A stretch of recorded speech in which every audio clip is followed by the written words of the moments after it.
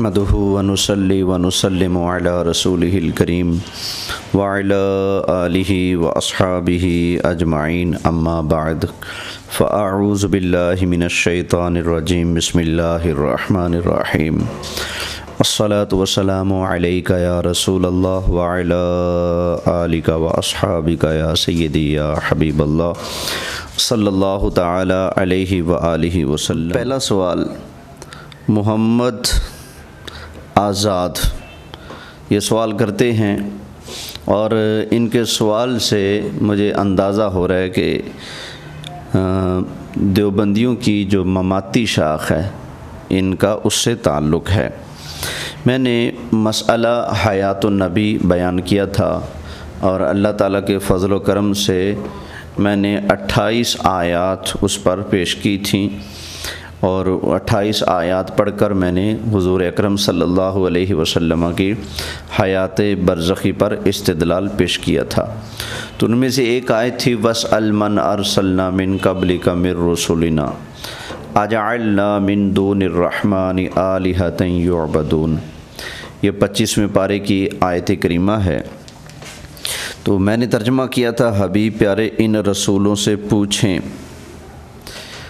वस्अल मन अरसलना मिन क़ब्लिका मिर रुसुलिना, आप इन रसूलों से पूछें जो हमने आपसे पहले भेजे थे। तो अल्लाह ने नबी करीम अलैहिस्सलाम को हुक्म दिया कि आप अपने से पहले वाले रसूलों से पूछें। तो इस पर वो कहते हैं, मोहम्मद आज़ाद साहब कहते हैं कि हबीब प्यारे इन रसूलों से पूछें, मतलब नबी सल्लल्लाहु अलैहि वसल्लम के होते हुए उनकी रिसालत मौजूद थी, ख़त्म नहीं हुई थी। तू मिर्ज़ाई है, तू ख़त्म नबूवत का मुनकिर है, क्योंकि नबी की मौजूदगी में अल्लाह ने रसूल कहकर मुखातब किया। अच्छा जी, जब आपने सवाल किया तो मेरा ख़्याल आपने अक्ल कहीं रख दी थी संभाल कर, इसलिए आपने ऐसा सवाल कर लिया है। आपको किसने कहा कि रिसालत जो है ये रसूलों से सलब कर ली जाती है? क्या आपका ये अकीदा है?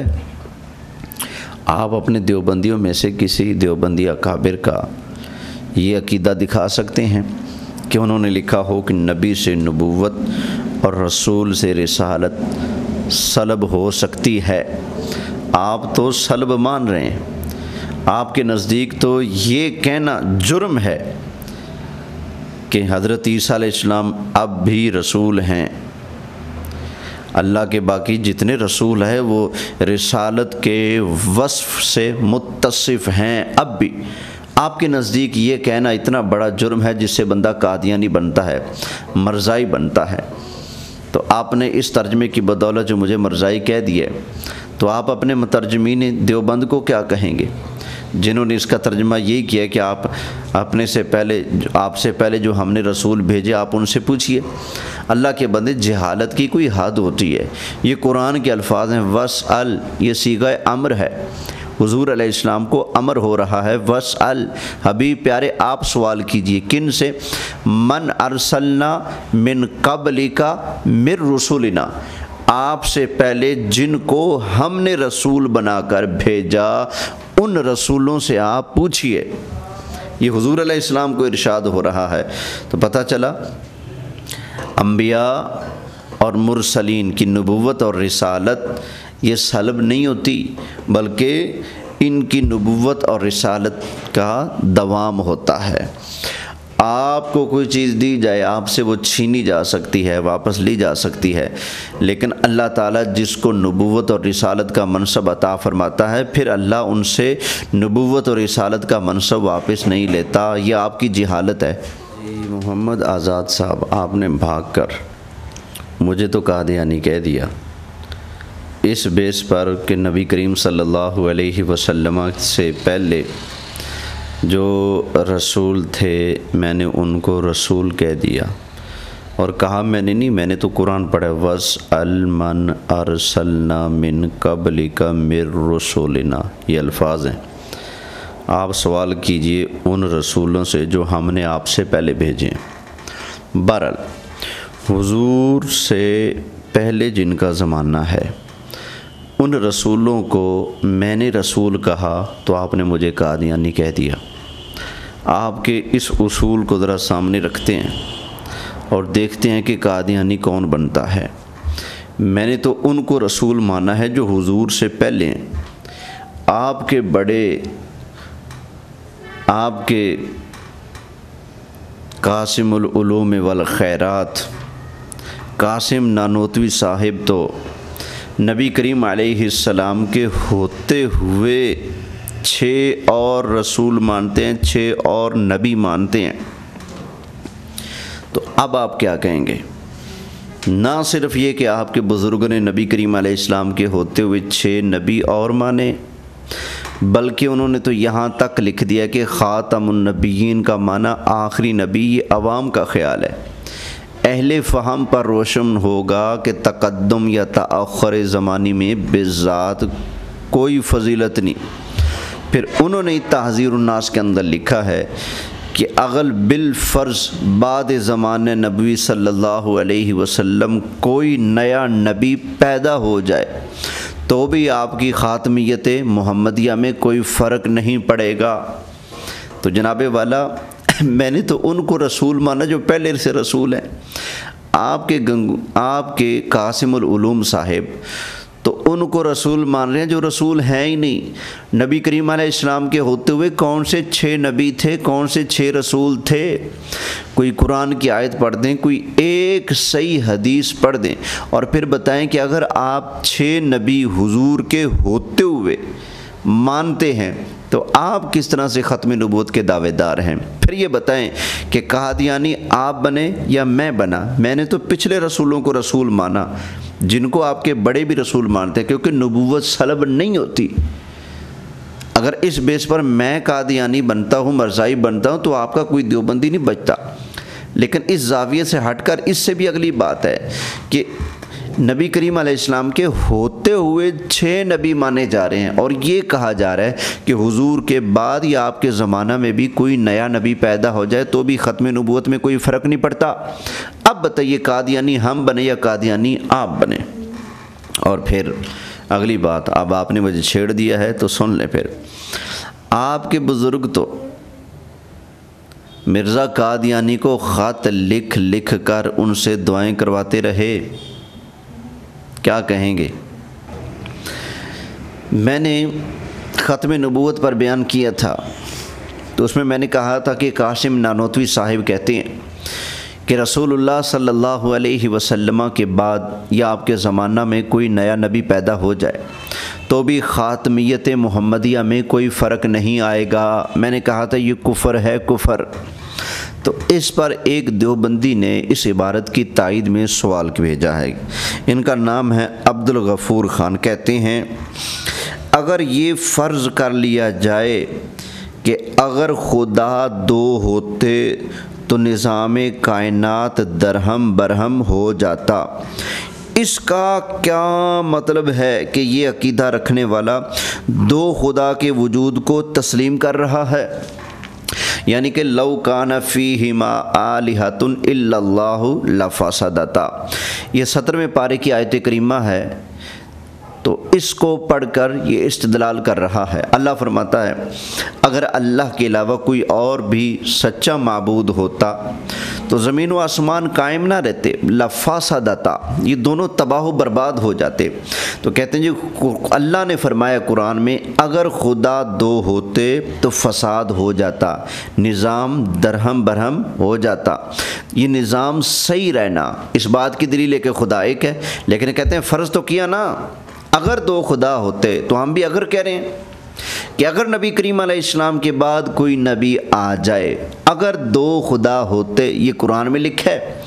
اگر نبی پاک کے بعد کوئی نیا نبی پیدا ہو جائے یا آ جائے تو یہ تحذیر الناس میں لکھا ہے۔ دونوں عبارتیں تو ایک ہیں۔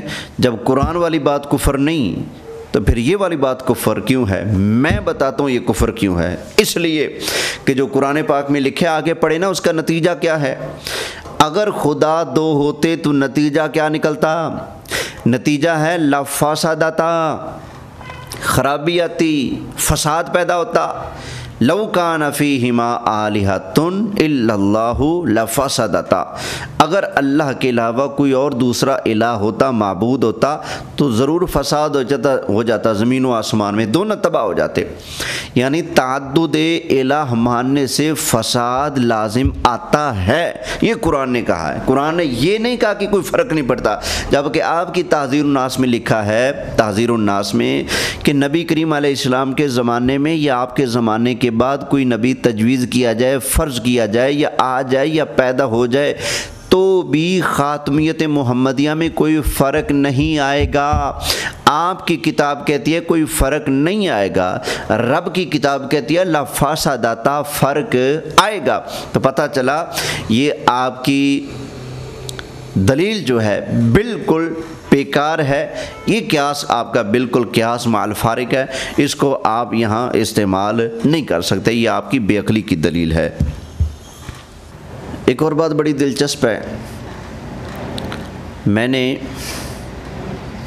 جب احمد سعید چتروڑ گڑھی مماتی دیوبندی کے مغلظات اور کفریات اور گستاخانہ الفاظ کی پکڑ کی تو ایک دیوبندی نے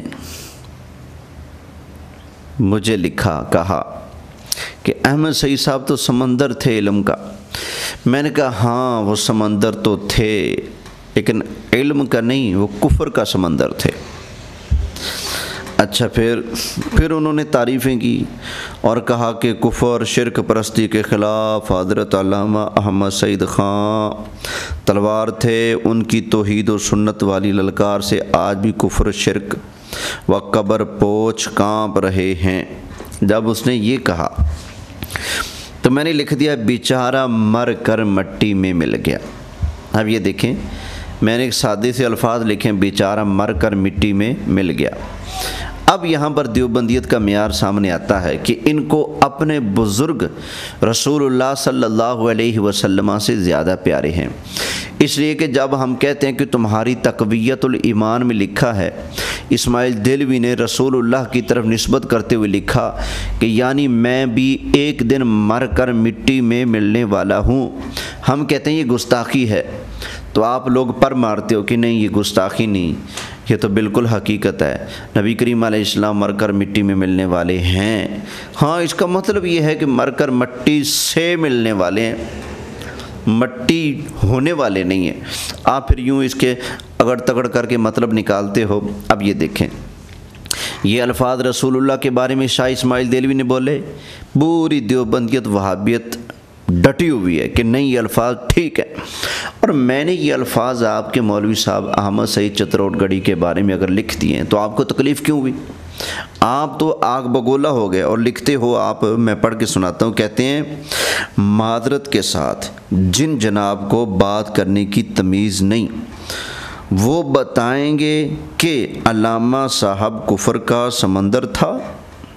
یعنی کہ میں اگر کہوں کہ احمد سعید چتروڑ گڑھی مر کر مٹی میں مل گیا تو آپ کہتے ہیں بات کرنے کی تمیز نہیں۔ آپ مجھے کہہ رہے ہو کہ مجھے بات کرنے کی تمیز نہیں، آپ کے مولوی کے بارے میں یہ لفظ بولا جائے تو آپ کہتے ہو کہ بات کرنے کی تمیز نہیں، اور جب رسول اللہ کے بارے میں چھوٹے بڑے سارے دیوبندی اس جملے کا دفاع کرتے ہو وسن وابی، تو پھر بتائیں آپ لوگ کیسے تمیز والے ہوئے؟